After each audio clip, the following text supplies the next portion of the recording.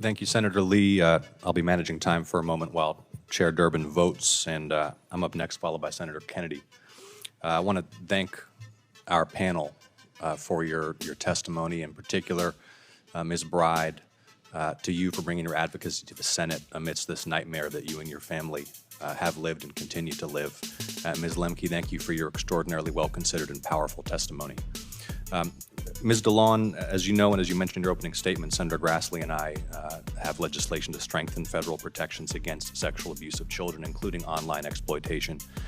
And we were able to pass that legislation through the Senate last Congress with bipartisan support, not yet through the House. We're hoping to do that this Congress with your help.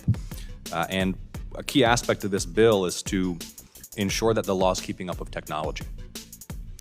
And to ensure that when abusers use webcams or online messaging platforms to target children, that the full strength of federal law can be brought to bear to prosecute them and to protect children from other crimes. Can you describe briefly, please, Ms. DeLawn, the necessity of ensuring that relevant federal statutes keep up with technology and how these threats evolve?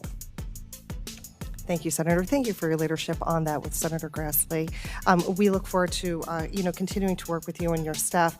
It is important as we're talking about the continual evolution of threats to our children. Technology was mentioned earlier, moves much faster than the legislative process, and it's very important and encouraging to be here today to hear from all of you kind of leading the charge here of ensuring that our legislative proposals and legislative pieces that you're considering are actually matching the technology. What you mentioned, Senator, about live streaming, that's being considered in your bill.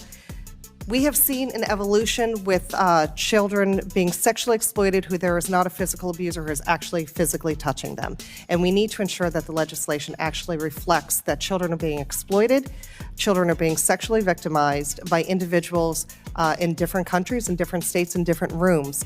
And this is something that we continue to see where offenders are moving children from social media platforms, maybe where they introduce, and then move them to a more, a different platform where they would have live abuse ability, as well as individuals who are selling children for sexual performance online. So thank you for recognizing that evolution of technology needs to be reflected in legislation. Thank you, Ms. DeLawn. And the same legislation that I've offered with Senator Grassley also strengthens law enforcement as they prosecute those who cross state lines or international lines to abuse children. What are you seeing now in terms of trends and dynamics in so-called sex tourism, particularly as it pertains to the abuse of children?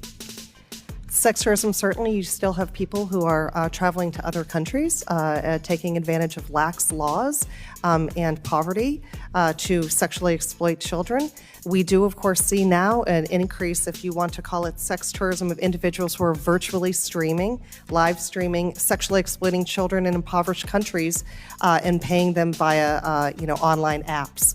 So this is something that we continue to see as a problem, actually getting worse because of the new ways that people can communicate live streaming. Well, our bipartisan legislation, as you know, will help to crack down on online abusers as well as those who cross state lines or international lines to attack children. I thank you for your continued support for the legislation.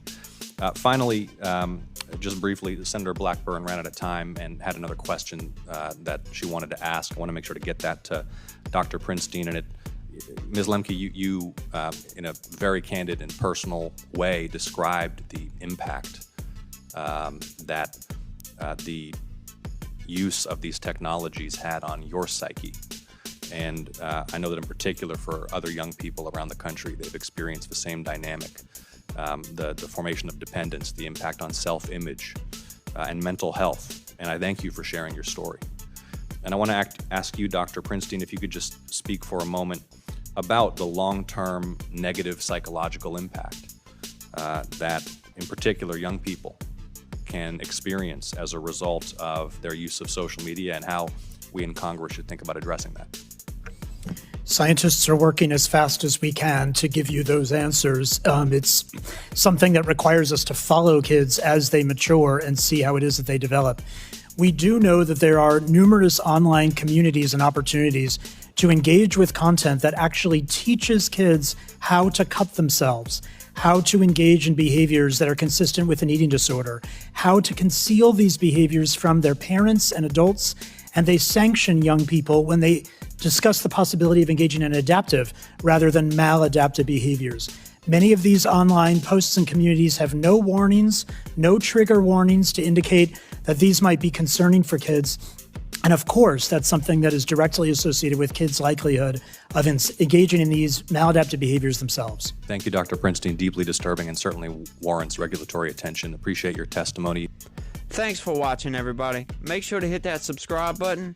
Turn on your notifications so every time I put out a video, you can know about it. It'll come up in your feed. Hit that like button if you liked it.